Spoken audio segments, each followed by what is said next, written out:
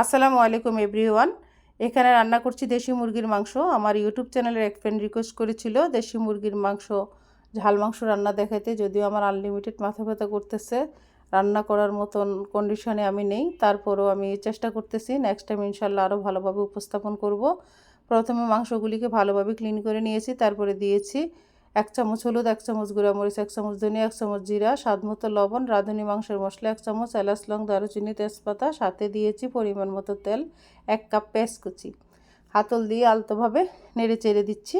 হালকা একটু পানি দিয়েছি, সেটা আমি দেখাইনি, খুব বেশি না, সামান্য, জাস্ট মাংসটা যাতে হাঁড়ির তলানিতে লেগে না যায় সেজন্য। এখন আমি আলুগুলিকে খোসা ছাড়াচ্ছি। আলুগুলি ভালোভাবে ক্লিন করে নিয়েছি, আলুগুলিও কষানো অবস্থায় দিয়ে দিয়েছি। হাতে সময় খুবই কম। পাশের ফ্ল্যাটে বৌদির সাথে আড্ডা মারতে মারতে কখন যে সময় চলে গিয়েছে টেরই পাইনি। নতুন আসছে এরা, একটু আলাপ না করলে জিনিসটা ভালো দেখায় না।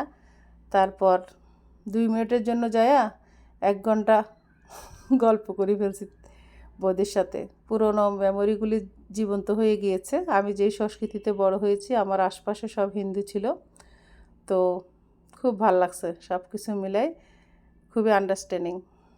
আমার আলু দিয়ে মুরগির মাংস কষানো অলমোস্ট ডান।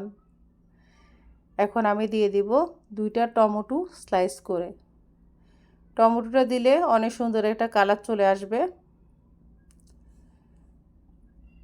টমেটোটা আমি এখন দিয়ে দিচ্ছি, দিয়ে কিছুক্ষণ নেড়ে চেড়ে দিয়ে দিব পরিমাণ মতো পানি। টমেটো না থাকলে বাসায় একটু টমেটো সসও দেওয়া যেতে পারে, কোনো সমস্যা নেই। পানি দিয়ে দিয়েছি, খুব বেশি না, কারণ মাংস কষানো হতে হতে আলুগুলিও কষানো হয়ে গিয়েছে। অলমোস্ট 70% হয়ে গিয়েছে। এখন পানি দিয়ে দিয়েছি, আর 30% হলে মাংস ডান হয়ে যাবে।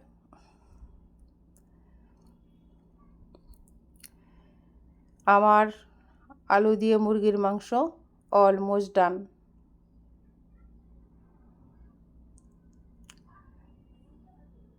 এটা খেতে খুবই সুস্বাদু। রান্না হওয়ার পরে আমার কাছে মনে হচ্ছিল তেলের পরিমাণটা মেবি একটু কম কম লাগছিল।